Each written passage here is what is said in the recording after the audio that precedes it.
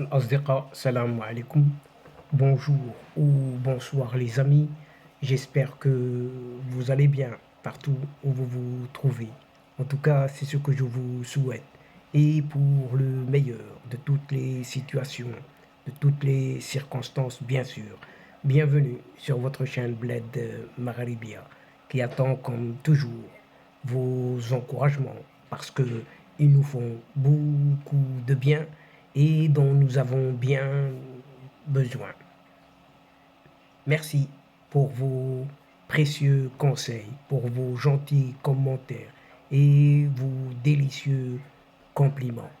Mais abonnez-vous pour rester informé, pour ainsi dire branché directement avec votre chaîne. أصدقاء نتمنى تكونوا بخير وعلى خير أينما كنتم. أهلا وسهلا بكم ومرحبا بكم في قناتكم. Cette séquence se consacre à ce vilain petit canard boiteux des BRICS en Afrique du Sud qui se tient ces jours-ci là-bas. Les pays du BRICS, Brésil, Russie, l'Inde, la Chine et cette Afrique du Sud sont en conclave à Johannesburg, en Afrique du Sud donc, pour discuter d'un certain élargissement du bloc en quête d'un rôle géopolitique plus important dans un monde en mutation. Et l'objectif est important, bien sûr.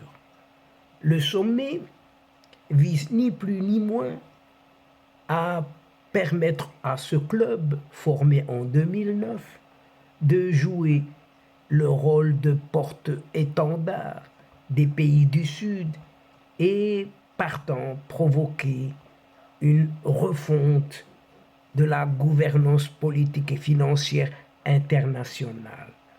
Cependant, les experts s'interrogent toujours quant à la viabilité et la soutenabilité de ce projet.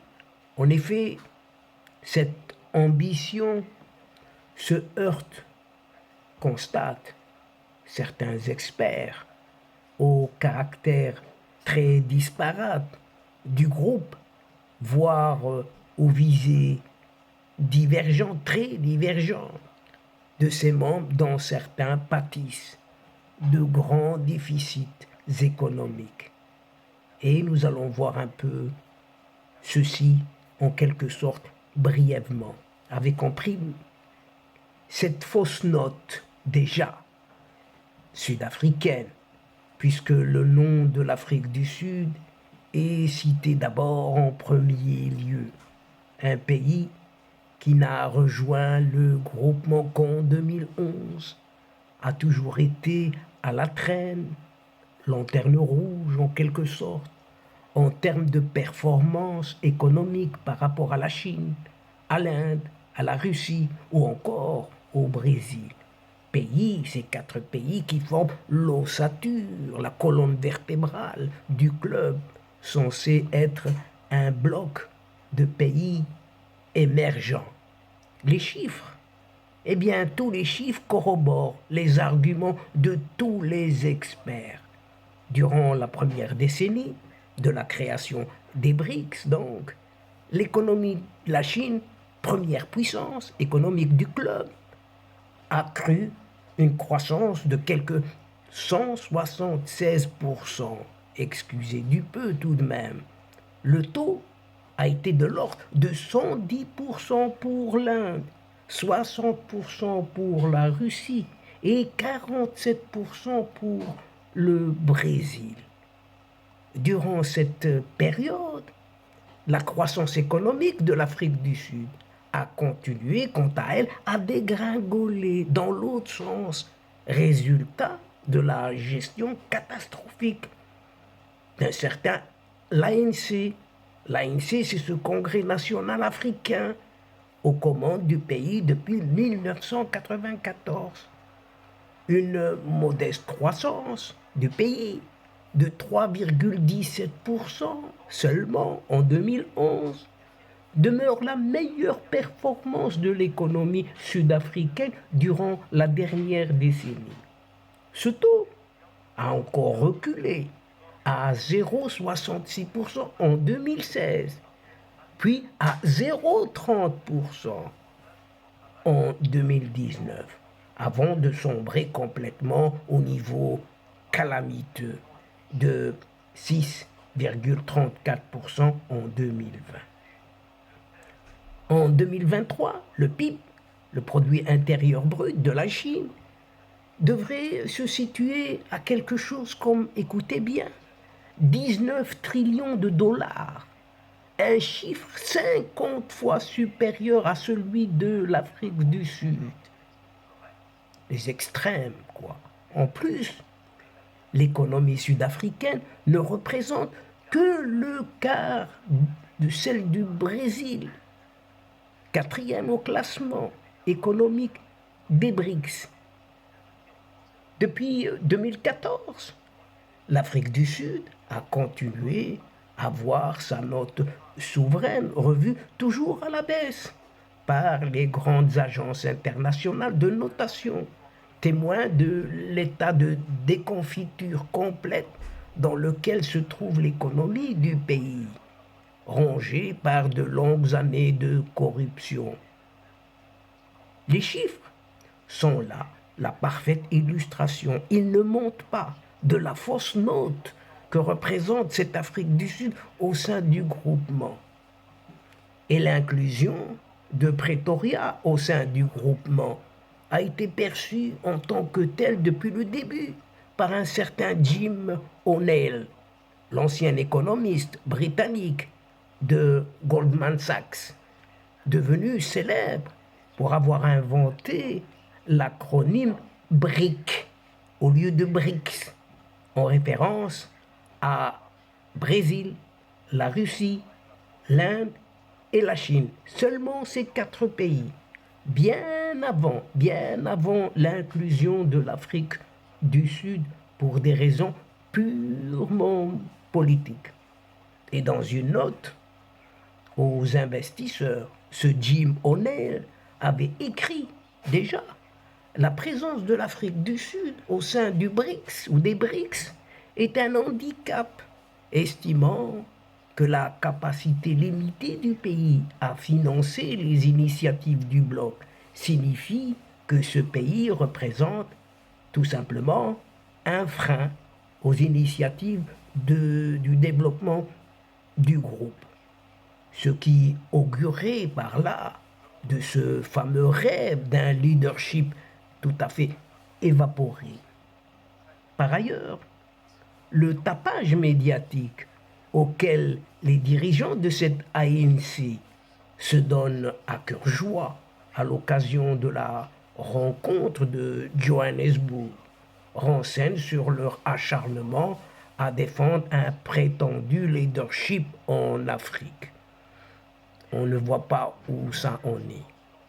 Une certaine Lial White, un chercheur au sein de la fondation sud-africaine Blen Third, affirme que Pretoria est bel et bien complètement dépassé par d'autres puissances économiques en Afrique.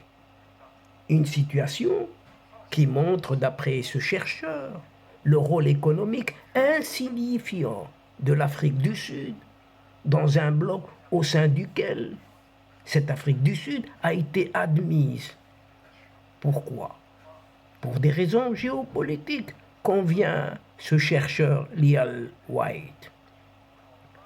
Une autre chercheur, Folashade Soule, qui est chercheur à l'université britannique d'Oxford, elle souligne pour sa part que l'Afrique du Sud a perdu beaucoup de son poids économique en Afrique. Le pays ne peut plus prétendre être le porte-parole de l'Afrique, affirme toujours Folashade Soule, rappelant les nombreuses contre-performances économiques de l'Afrique du Sud sur le plan continental, ce qui est une posture simplement dogmatique d'un autre temps, d'un temps vraiment passé. Et la chercheure Folacha Dessoulé cite le recul des investissements en Afrique du Sud, avec l'entrée en jeu de nouvelles destinations plus sûres et avec une croissance économique plus soutenue. Folacha Dessoulé, estime que la présence de l'Afrique du Sud au sein des BRICS sert les intérêts de politique étrangère du pays plutôt que ceux de l'Afrique tout entière.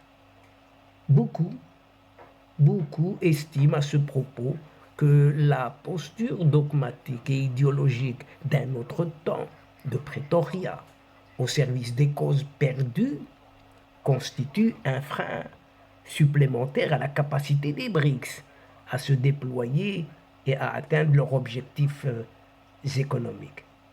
Une attitude qui a valu à l'Afrique du Sud le triste sobriquet de ce vilain petit canard boiteux, de ce groupement des BRICS.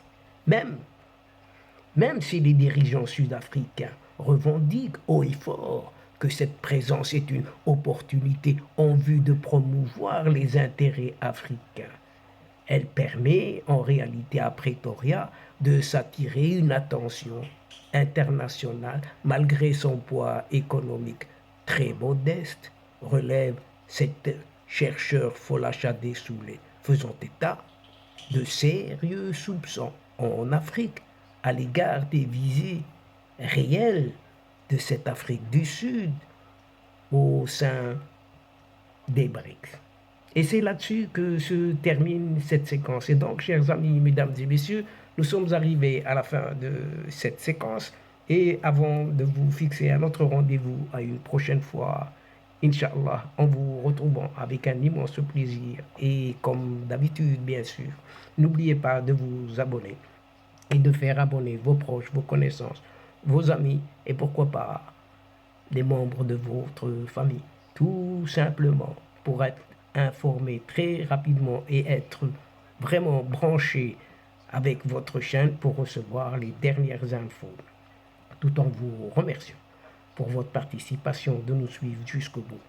Mais n'oubliez pas de partager, toujours partager, partout où vous êtes et où vous pouvez le faire, tout simplement. الأصدقاء وصلنا إلى نهاية هذه الحلقة، وقبل موعد آخر للمرة القادمة إن شاء الله لا تنسوا الاشتراك لتصلكم الفيديوهات أخرى، ونشكركم كثير الشكر على مشاركتكم بالمتابعة. L'instant, le moment est juste arrivé pour vous dire au revoir les amis et à la prochaine fois, Inch'Allah. الأصدقاء, السلام عليكم ورحمة الله وبركاته. مع السلامة.